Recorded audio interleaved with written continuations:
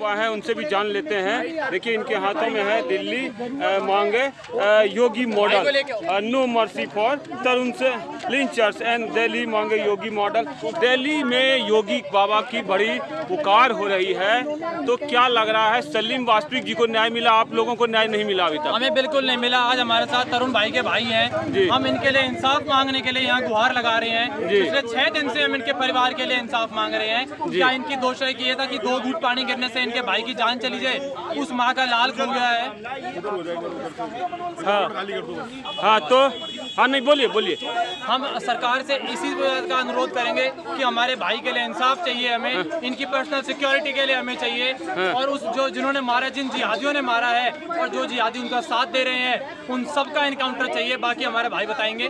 तरुण की मौत के बाद जो है, मैं आपसे उनसे बात हो गई है, तरुण की मौत के बाद थोड़ा आप इस साइड आ जाइए, बगल में पास में बिल्कुल।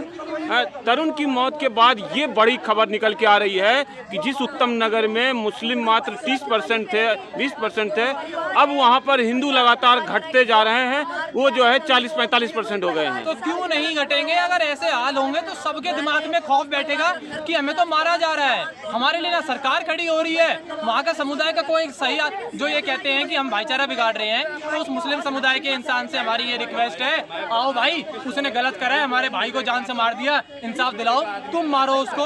और तुम्हारे समुदाय का कोई अगर तुम्हारे पर पानी गिरता था, क्या उसको मारते?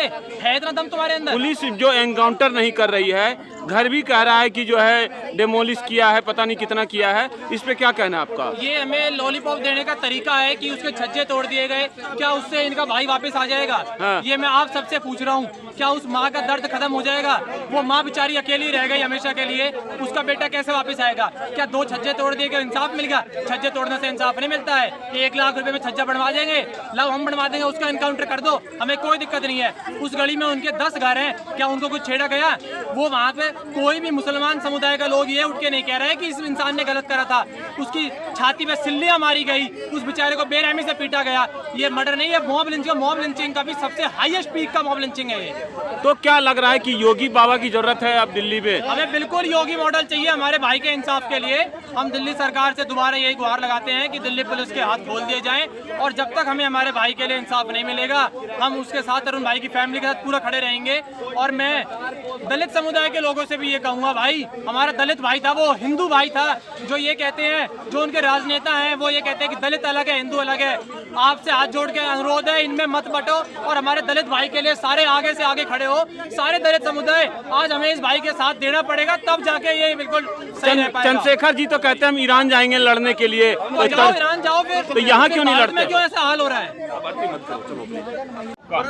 मेरा नाम दीप सनातनी है और हम लोग यहाँ पे इसलिए एकत्रित हुए हैं आज कि जो उत्तम नगर के अंदर ये घटना हुई है, उत्तम नगर के अंदर ये घटना हुई है, और ये आज नहीं, ये बहुत पहले से ये सारी घटनाएं होती आ रही हैं, लेकिन आज ये उजागर हुआ है सोशल मीडिया के माध्यम से। आप जैसे मीडिया जो कर्मी है उनके माध्यम से आज पूरे देश भर में ये मुद्दा उठा हुआ है। तो हम लोग सभी ये लोग ये मांग कर रहे हैं कि यहाँ पे आज दिल्ली में एक यूपी की तरह उदाहरण पेश हो जाए कि जो जिस तरीके से इन्होंने उस बच्चे को मारा है, उस युवा को मारा है, उस घर का चिराग बुझाया है, उसी तरीके से उस घर के भी मौत के बदले मौत मिलनी चाहिए। ये देखिए जो आपने वो है चंद्रशेखर रावण जी हैं, जी कहते हैं हम पूरे बहुजन की बात करते हैं, लेकिन खुद उनके समाज, जिस एससी समाज से आते हैं, उनमें मारा गया, ये सब तक देखने नहीं आए। वो ये सब राजनीति का कीड़ा है इनके अंदर। मैं तो जानता नहीं हूँ चंद्रशेखर जो भी है वो यूपी से है, जहाँ से भी है, मैं उसको जानता नहीं हूँ, लेकिन वो केवल वो भी विक्टिम कार्ड खेलता है, जहाँ उसको लगता है कि मेरा वोट बैंक है, अच्छा खासा वोट बैंक है। आज उसको लगा कि यहाँ पर और लोग तो कर ही रहे हैं काम, मेरी आज जरूरत नहीं मेरे समाज को।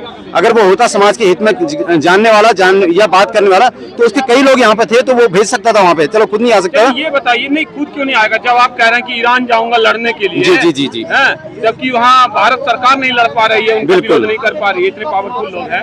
तो जब आप वो अमेरिका और इजराइल से लड़ सकते हैं, तो क्या अपने तरुण भाई को नहीं बचा सकते हो? बिल्कुल बता सकते हैं। वो यही मैं कह रहा हूँ ना कि वो एक मौका देख रहे थे कि वहाँ उन्होंने देखा कि अन्य समाज, वहाँ पे जो हिंदू समाज है वो खड़ा है, वहाँ पे वो न्याय दिलाने के लिए मांग कर रहा है, तो उसको लगा कि यहाँ पे मेरा विक्टिम कार्ड चलेगा नहीं। यानी मुसलमान ही उनके मित्र हैं, अपने हैं वो। देखिए, मैं ये कहूंगा कि मुसलमानी मित्र हैं, वो खुद ही साबित करते हैं, हम लोगों को कहने की जरूरत नहीं पड़ती। जरूरत नहीं है। क्या कहेंगे इस तरह से? आप एक बात बताइए, जिस कुरान में पानी को पाक बताया है, पानी के कुछ छींटे पड़ने से वो पानी नापाक हो जाएगा। और जिस कलर को बिरयानी में भी मिलाया जाता है वो कलर इतना अपवित्र हो गया उस भाई की जो हत्या हुई है। तो मैं आपके चैनल के माध्यम से ये बोलना चाहता हूँ कि हिंदू को इतना घर से तैयार रहना चाहिए कि जब तक वो किसी ऐसी घटना में फंस जाए तब तक पुलिस, पड़ोसी या उसके दोस्तों से बचाने आ पाए।